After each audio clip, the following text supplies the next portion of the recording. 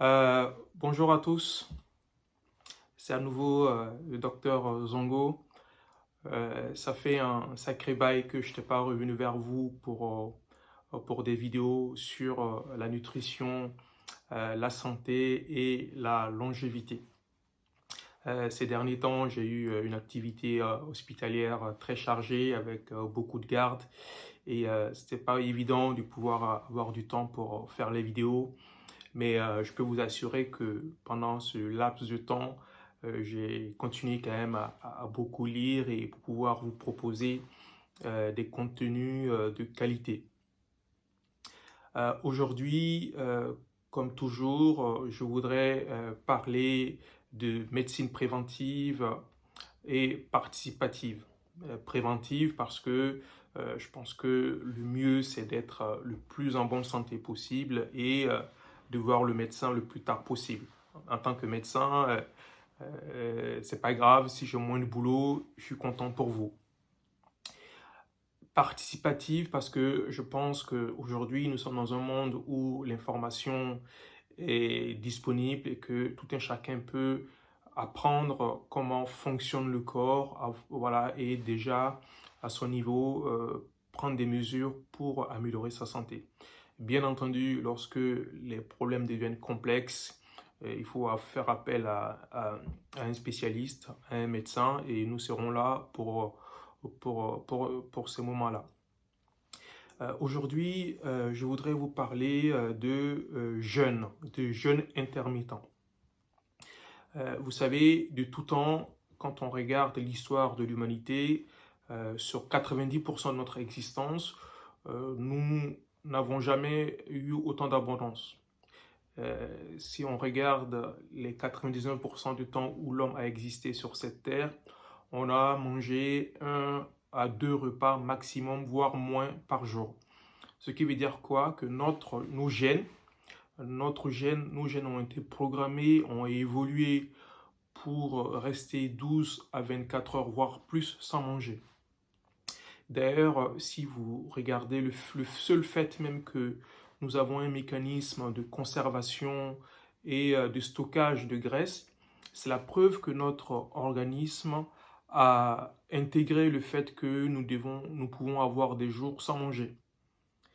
Malheureusement, aujourd'hui, malheureusement, c'est peut-être pas le bon mot, mais en tout cas, nous sommes dans un monde d'abondance où nous mangeons non seulement 3 à 5 repas par jour et en grande quantité avec pour corollaire toutes les maladies métaboliques que sont l'hypertension, le diabète, l'obésité qui prévaut dans notre société.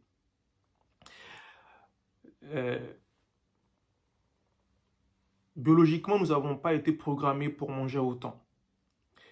C'est une bonne chose parce que je sais qu'aujourd'hui, il y a des contrées dans le monde qui n'ont pas à manger, mais d'une façon générale, en Occident ou dans beaucoup de parties du monde, il y a beaucoup trop à manger et ça nous crée des problèmes de santé. Donc, je voudrais vous parler aujourd'hui du jeûne intermittent.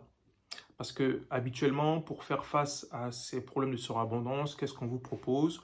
On vous propose des régimes divers et variés et qui ne sont pas tenables sur le long terme, qui entraînent des frustrations, qui entraînent des pertes de poids à type de yo-yo. Aujourd'hui, je voudrais vous parler du jeûne intermittent qui est différent du jeûne continu. Le jeûne continu étant faire des jours et des jours ne pas manger. Ça aussi, ce n'est pas tenable sur le long terme. Le jeûne intermittent, c'est quoi? Le jeûne intermittent, c'est l'idée selon laquelle on s'astreint de ne pas manger sur un certain nombre d'heures dans la journée et de regrouper une fenêtre assez réduite pendant laquelle l'on mange.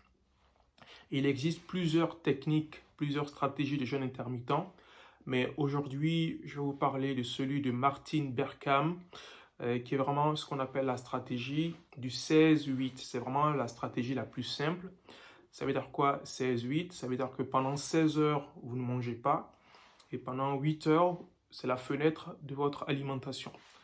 Et pendant les 16 heures où vous ne mangez pas, on peut inclure la période pendant laquelle vous dormez.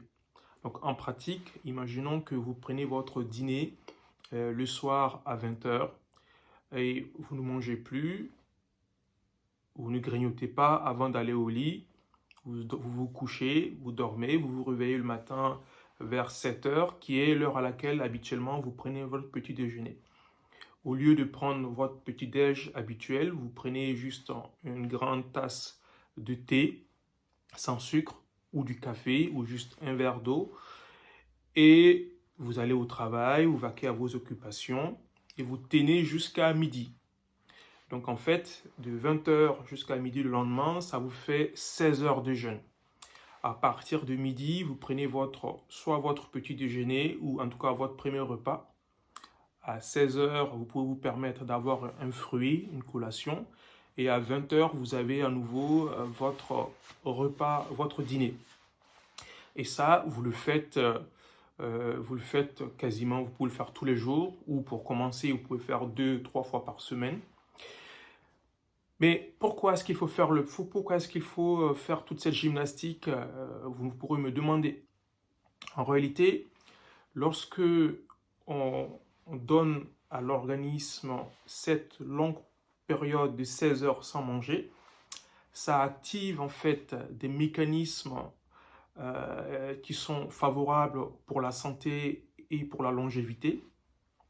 Et en particulier, ça active l'autophagie. L'autophagie qui a valu le prix Nobel de médecine 2016. Voilà, l'autophagie, c'est quoi? C'est en fait le processus pendant lequel le corps élimine les cellules qui sont vieillissantes et sénescentes, où le corps recycle les protéines qui sont inutilisables. En fait, c'est comme si vous faisiez soit une mise à jour de votre portable ou vous faites une vidange de votre automobile. C'est vraiment une vraie cure de jouvence. Mais pour que ça puisse se faire, il faut que le corps soit dans une période de famine, entre guillemets, c'est-à-dire une période où vous n'avez pas à manger. Donc ça permet au corps de faire ce travail-là. Et en plus, c'est un mécanisme qui diminue avec l'âge. Après 30-40 ans, pour quelqu'un qui a 15 ans, 12 heures de jeûne suffit largement pour faire ce travail. Mais plus on vieillit, plus le temps passe, moins on est capable de faire ça. Donc il faut donner un peu plus de temps à l'organisme pour faire cette autophagie.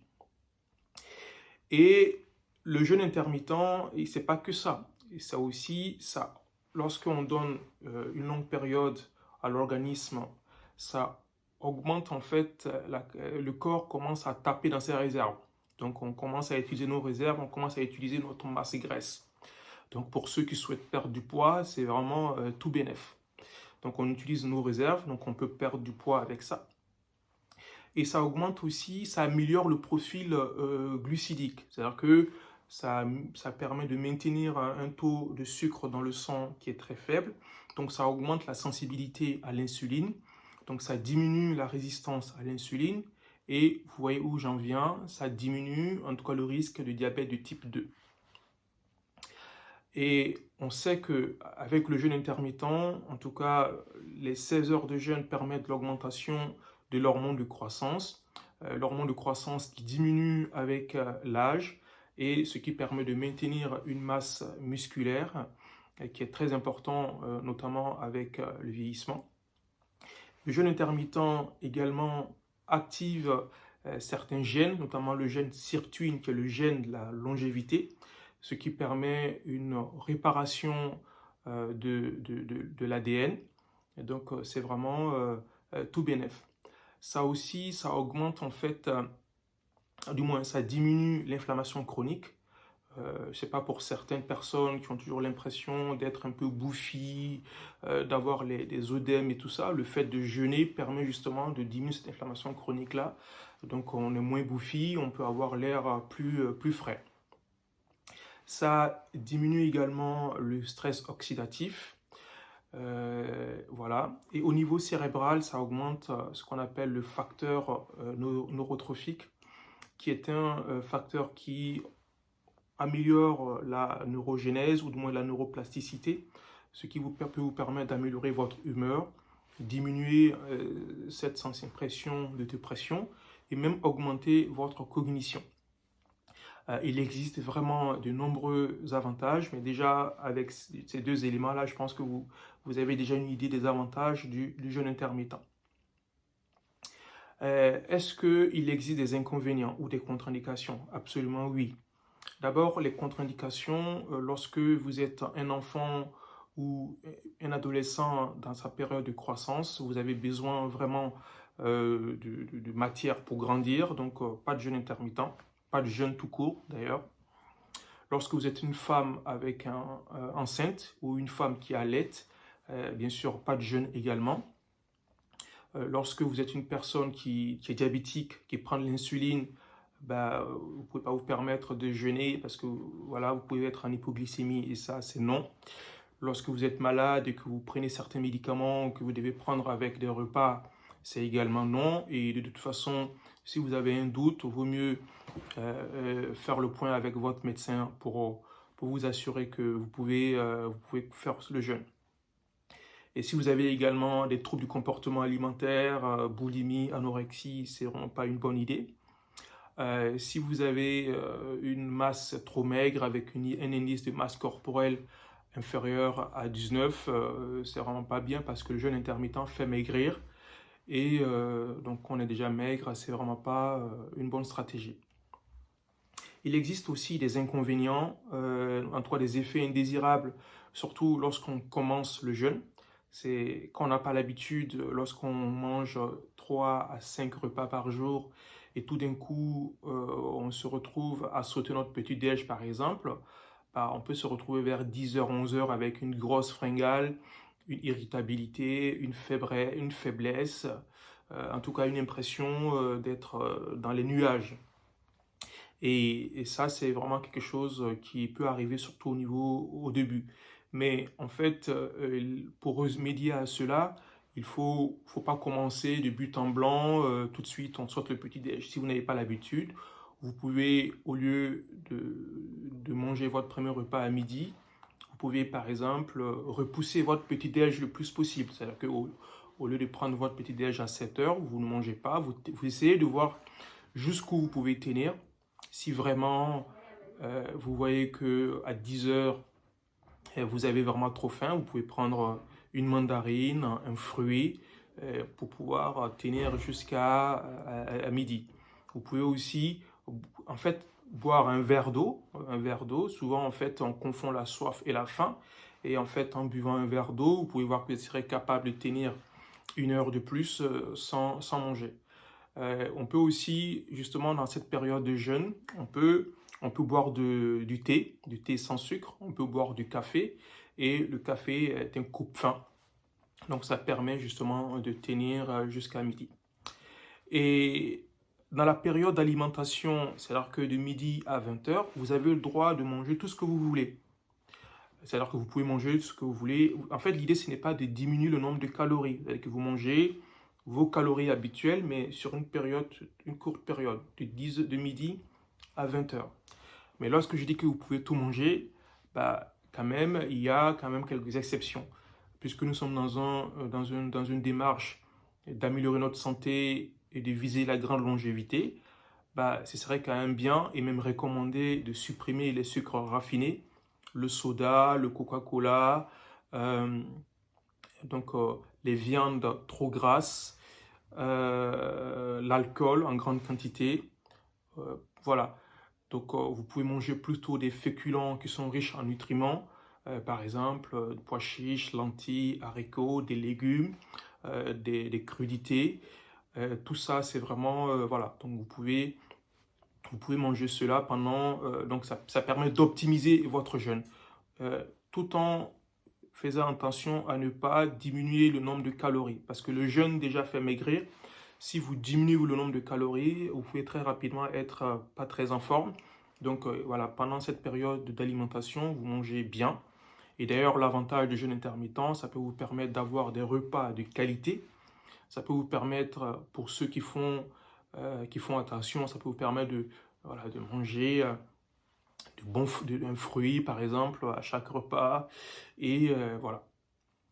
Donc ça, c'était pour les inconvénients et les astuces, comment y arriver.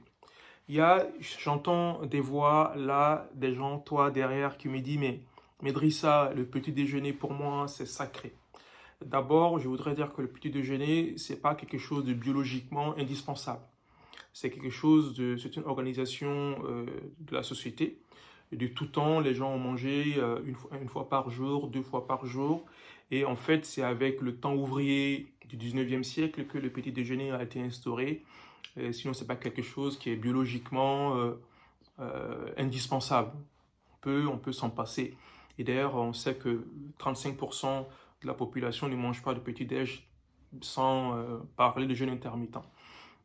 Maintenant, pour ceux qui tiennent absolument à manger le matin, ok, ne vous inquiétez pas, il existe une stratégie. Si dans ce cas, il faut que vous ayez un petit déjeuner salé, un déjeuner vers 13h, vous prenez une collation vers 16h, 17h, et dans ce cas, vous sautez votre dîner et vous ne mangez que votre petit déj. Donc vous allez avoir ces 16 heures de jeûne et avoir les bénéfices du jeûne intermittent. Et pour revenir en fait sur le petit déj, parce que quand on regarde le petit déjeuner, en tout cas en France ou en Occident, il est composé de quoi? De tartines, de Nutella, de jus d'orange, de sucre raffiné. Et tout ce qu'il ne faut pas pour une bonne santé et une longévité. Donc franchement, sauter le petit déj, c'est vraiment vous éviter ces aliments qui sont pas favorables pour une bonne santé. Et en plus, en tout cas personnellement, ça m'arrange de sauter le petit déjeuner parce que ça me permet d'arriver à l'heure au travail. Et deuxièmement, ça me permet de gagner 15 minutes ou 20 minutes de sommeil. Et ça me permet au lieu de préparer le petit déj, ça me permet de faire de la méditation le matin. Donc, ça me permet éventuellement de lire pour ceux qui veulent lire. Enfin, voilà. Donc, le temps du petit-déj le matin, je l'utilise pour soit la méditation, pour la lecture, pour dormir un peu plus, pour arriver à l'heure au travail. Et en plus, ça me permet de faire mon jeûne intermittent, donc améliorer ma santé et viser la grande longévité. Donc, personnellement, je trouve que voilà, c'est vraiment tout bénéfice de pouvoir sauter le petit-déj, mais continuer à bien manger à midi et le soir. Donc voilà un petit peu ce dont je voulais vous parler aujourd'hui concernant le jeûne intermittent. Il y a probablement des questions que je n'ai pas tout élucidé, même si j'ai essayé de faire une longue vidéo. Mais vous pouvez m'envoyer, vous pouvez me laisser des commentaires, vous pouvez me dire, poser toutes vos questions. Je me ferai le plaisir de vous répondre. Vous pouvez même m'appeler. On peut s'appeler sur WhatsApp et je pourrai répondre à toutes vos questions. Voilà.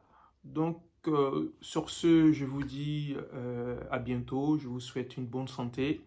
Et je voudrais encore vous rappeler que vous êtes le premier acteur de votre santé et que nous, les médecins, nous sommes que là pour vous accompagner. Donc, prenez vos responsabilités et devenez le premier acteur de votre santé. Je vous dis à très bientôt.